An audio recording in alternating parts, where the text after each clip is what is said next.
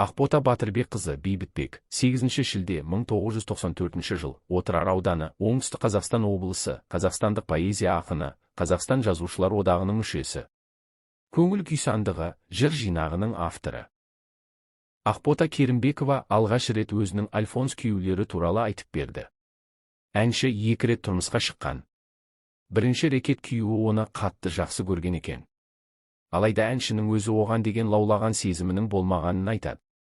Ал екінші күйеуімен ажырасуына енесі себеп болған. Енесі Ақботаны баламды дуалап алдың деп айыптаған. Ақбота Керімбекова 1.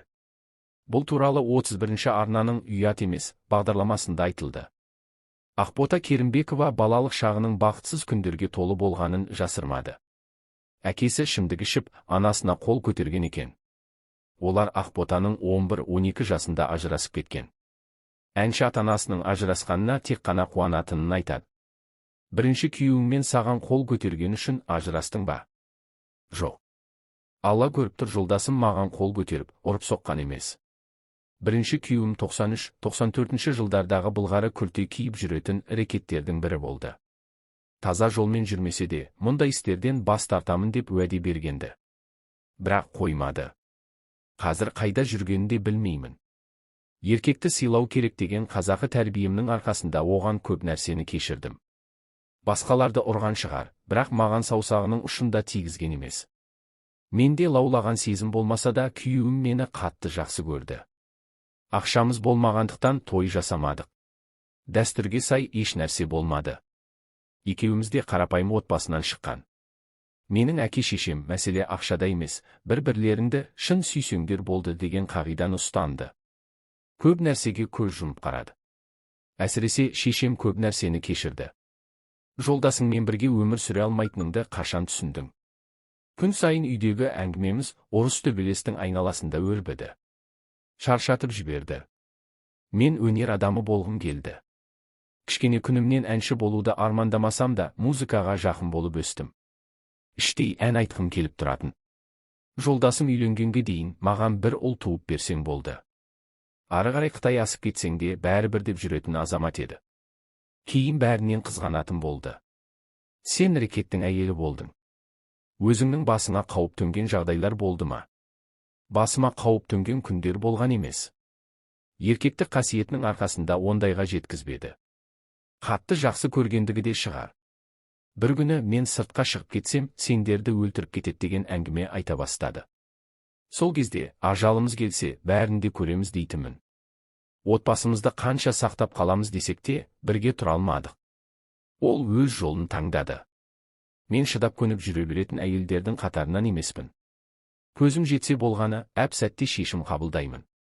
Ажырасуға ұсыныс тастаған өзім. Екінші некеңде сәтсіз аяқталды. Не себептен? Екінші күйеуім өте жуас жігіт болды. Өзіндік пікірі болмады. Мен отағасымын. Отбасымды қорғап, асырауым керек деген түсінік болмады. Анасының айтқанымен жүрді. Біздің ажырасуымызға енем себепкер болды. Осы бағдарламаны көріп отырған болса, ол кісіге еш ренішім жоқ. Толықтай кешірдім. Оларға менен гөрі дүнием керек болған сияқты. Бұл ашықтан ашық айтылды. Үйіме, көлігіме, ақшама, менің тапқан табысыма қызыға бастады. Жұрт Ақбота Керімбекова миллионер, ақшаны туып жатыр деп ойлайтын шығар. Осылайша қарапайым 50-60 мың тауып жүрген адам байлыққа кенелгенде алшып қалды. Дым көрмегендік деген осы болар. Сенен гөрі ақшаңа қызыққанын қала білдің. Жалпы жолдасым екеуіміз ешқашан ұрысқан емеспіз. Әңгіменің барлығы енемнің тарапынан айтылды.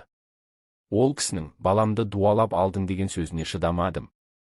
Мұндай қасиетім болса, жоғарыдағы министрді немесе миллионерді, жағдайы жақсы адамды дуалап алмаймын ба? Осы сөзді мен кешіре алмадым. Қорғаушы жалдап ажырасып кеттім. Менен еш нәрсе ала алмады. Екі күйеуім де табыс тапқан емес. Екеуі де менің шаңырағымда тұрды. Екеуінің де тамағын, киімін өзім алып беріп, жағдайларын жасадым. Алладан жасырмаймын. Мұның барлығы шындық. Бір күні қой, боташ. Ары қарай өміріңді сүр. Үйіңді сал.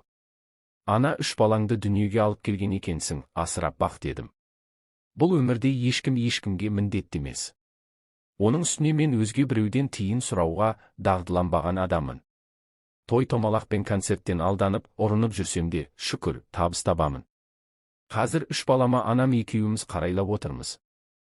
Әнші Ақбота Керімбекова, өнердегі құрбысы әнші, актриса Айгүл Иманбаеваның келін түсіріп, ұлын үйлендіргені туралы жаңалықпен бөлісті деп хабарлайды Мәлім. Әншінің айтуынша, Айгүл Иманбаева ұлын үйлендіріп жатқан уақытта әкесі дүниеден өтіп, халыққа жар салмаған. Екі жастың үйлену тойын Лондондағы оқуды аяқтаған соң өткізуді жоспарлаған.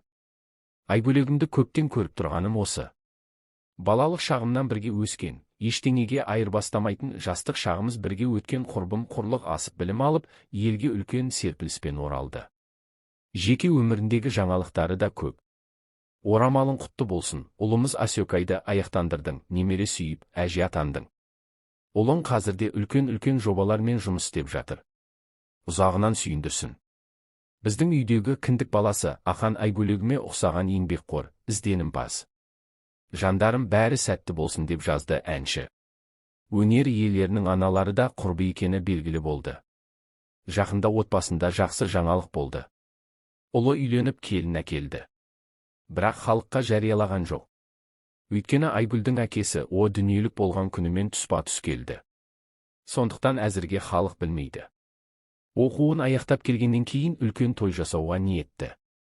Біздің қызметте жүретініміз анық. Айгүл менің екінші ұлым Ақанның өкіл шешесі. Екеуміздің аналарымыз да жақын құрбы. Сол кісілердің сыйластығы Айгүл екеумізді құрбы етті деген еді өнер қайраткері. Теңін тауып, 3-ші рет тұрмыс құрған Ақбота Керімбекова ата-ене көріп келін болуды бұрыннан армандапты.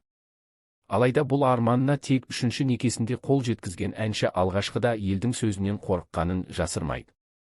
Бұл туралы әнші 31 арнаның айта берсін бағдарламасында айтылды деп жазады Стэн Кс. Әрине көз көп, тіл де көп. Біреу олай айтады, біреу бұлай айтады. Жалпы біреудің өмірі біреуге жұмбақ қой негізінде. Дұрыс емес деп айтуға біздің хақымыз жоқ. Дұрыс-бұрысын бір Алла біледі. Көруші де, естуші де, Алла өмір өзімдікі болғаннан кейін жаным нені қалайды, солай өмір сүремін. Бақытқа әр адам лайықты деп ойлаймын. Мен бәрібір өз дегенімді істейтін адаммын дейді әнші. Алғашқыда сенімсіздік танытқан Ақбота құрбылары қолдау көрсеткеннен кейін еңсесін тіктегенін айтады. Қазіргі жолдасыммен дос болып, араласып, сөйлесіп жүрдік. Ұсыныс болғаннан кейін ойландым, әрине. Көп ойланасың ғой. Бір пәсте шешім қабылдау мен үшін оңай тиген жоқ. Бала шағаны үйдегі әке шешеңді ойлайсың. Ел не дейді, жұрт не дейді деген сияқты сан пікірлер мазалаған жоқ емес. Әрине, мазалады. Бірақ жалғыздық Аллаға жарасқан дейді. Көп дос қыздарым керісінше мені құптады. Жалғыз жүргеннен қасыңда үйде ұрысатында бір адам керек қой. Ұрыстан Құдай сақтасын. Бірақ үйде ер азаматтың кіріп жүргені жақсы деп ағынан жарылды әнші. Керімбекова тыңдармандарынан өзіне жақсы тілек айтуын, ал айталмаған жағдайда сынға алмауды сұрайды. Өзім бұрыннан армандайтынмын, ата-ене көріп келін болып күшті ғой. Қайын әпкелерің, қайын ағаларың болып. Шүйіркелесіп, жинала қалып. Аллаға шүкір, сол арманым орындалды деп ойлаймын. Ал алдағы өмірім бір Аллаға ғана аян. Бірақ қолымыздан келгенше бақытты боламыз деп емес, бақытты қыламыз деп бел будық. Көп тілеуі көл дейді ғой. Сол себепті жақсы сөз айтпаса да, ештеңе демей ақ қойса екен деймін кейбір көрермендеріміз, кейбір сын пікір айтушылар деп түйіндеді сөзін ол. Ақбота Керімбекова 3-ші күйеуін балаларының қалай қабылдағанын және отағасының немен айналысатынын айтып берді. Әнші өнер жолын таңдамағанда үй шаруасындағы әйел болатынын айтты. Бұл туралы Стэн Кс хабарлады. Бұл туралы 1-ші арнаның «Қалаулым» бағдарламасында айтылды. Бұл некені балалар қалай қабылдады? Әр адам әр нәрсені санасы мен тәрбиесіне байланысты түсінеді. 3 баламды менің анам тәрбиеледі. Оларда іштей қызғаныш болғаны өтірік емес. Бірақ бетіме келіп қарсылық білдірген жоқ. Керісінше, ана, бақытты болсаңыз болды. Күліп жүрсеңіз болды деп үлкен 2 ұл солай айтты. Кішкентай ұлым қазіргі күйеуімді әкесі екен деп ойлап жүр. Өзінің туған әкесі хабарсыз кеткен болатын. Олар мені түсінеді деп ойлаймын. Себебі осы күнге дейін балаларым үшін деп өмір сүріп келдім. Жалпы түсіндіргім келсе, барлығын түсіндіруге болады. Қандай арман мақсаттарыңыз бар? Арман мен мақсат көп. Күйеуге шықтым екен деп төрт қабырғаға қарап отырмайсың ғой. Балалар өсті. Оларды оқытып, үйлендіру керек. Күйеуімнің алдыңғы жолдасынан бір ұлы бар. Қазір қол ұстасып тірлігімізді істеп жүрміз. Өмірде махаббаттың бар екенін көрсеткіміз келеді. Халық мені ақшасын қайда жіберерін білмей жүрген миллионер деп ойлайды. Тіпті күйеу сатып алыпты, күйеуі дүниеге бола келіпті деп айтып жатады. Бірақ мұның барлығы қате. Менің асып тасыған еш нәрсем жоқ. Бар болғаны 2 үй салғаным болмаса. Ешкімнен артық кем емеспін. Алланың берген нәсібімен өмір сүріп келеміз. Маңдайымызға еңбектену жазылып қойған шығар. Шүкір, жаман болып жатқан жоқпыз. Сол себепті адам қорықпай алдына мақсат қоя білуі керек. Бір-ақ рет өмір беріледі. Мұндайда артқа қарап, жалтақтап өмір сүрудің қажеті жоқ. Бір күн болса да, бақытты өмір сүруге тырысу керек. Қазіргі жолдасыңыз туралы айтып берсеңіз. Жолдасым өте жуыз, салмақты. Керісінше мені басып отырады. Бәрі орнымен болады, асықпа деп айтып отырады. Жолдасым жеке кәсіппен айналысады. Менің көп нәрсені ойланбай істейтін қасиетім бар. Ол керісінше барлығын ойланып отырып істейді. Ең бастысы, өнерімді түсінеді. Өмірде өнерден басқа не нәрсеге қызығасыз? Мен тамақ жасағанды өте жақсы көремін. Мақтанғаным емес, бірақ тамақты дәмді жасайтыным рас. Көктемде есіктің алдына көкөністер егемін. Әнші болмасам, бір пысық қатын болатын шығармын деп ойлаймын. Соңғы уақытта репертуарыңызда мұңды әндер болып кеткен еді. Сонымен келісесіз бе? Мұңды әндер айтқым келмейді негізі. Бірақ сазгерлер мен ақындар міндетті түрде қайғылы ән жазып береді. Содан кейін айналайындар менде бақытты болайын деп ұрсып отырамын. Бірақ жылдам ырғақты әндердің де бар екенін ұмытпаңыздар. Махаббатты жырға қосқан әнші өмірде бірнеше рет қателескен. Сәтсіз тұрмыс құрған ол заманға қарай адамдар да арсызданып барады дейді. Алайда өнер иесі жақсы адамдардың барынан үміт үзбегенін жеткізген болатын. Адамның санасы да ойы да өзгеріп жатыр ғой. Әйелдің еркек болып, еркектің әйел болып кеткен заманы. Дегенмен әлі де жер бетінде мейірім бар. Өйткені тіршілік жалғасуда дейді Ақбота Керімбекова. Ақбота Керімбекова осылайша отбасылы адамдарға кеңес беріп, қателік жасамауға шақырған. Өнер иесі ер мен әйел өз орнын білсе, бәрі ойдағыдай болады дейді. Ең бастысы әркім өзіне тиесілі міндетті атқаруы керек деп ағынан жарылды әнші. Әркім өз орнын білу керек. Мен осы күнге дейін күйгенім. Еркек пен әйел шариғат, салт дәстүр бойынша өз міндетін атқарса жақсы отбасылар көп болады деп ойлаймын дейді Ақбота Керімбекова. Ақбота Керімбекова, қазақ эстрадасының танымал әншісі, Қазақстанның еңбек сіңірген қайраткері. Ол өзінің әсерлі даусымен, жүрекке жететін әндерімен көпшіліктің сүйіспеншілігіне бөленген. Ақбота Керімбекова көбінесе лирикалық және терең мағыналы әндерді орындайды. Бұл оның шығармашылығын ерекше етеді. Ол сахнада өзіне тән стилі мен жан дүниесін ашатын орындаушылық мәнері арқылы ерекшеленеді. Өнер жолында көптеген хит әндер шығарып, қазақ музыка мәдениетіне зор үлес қосты.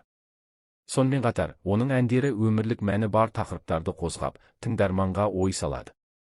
Қорытындылай келе, Ақбота Керімбекова, қазақ эстрадасының беделді өкілі, өз өнерімен халықтың жүрегін жаулап алған талантты әнші.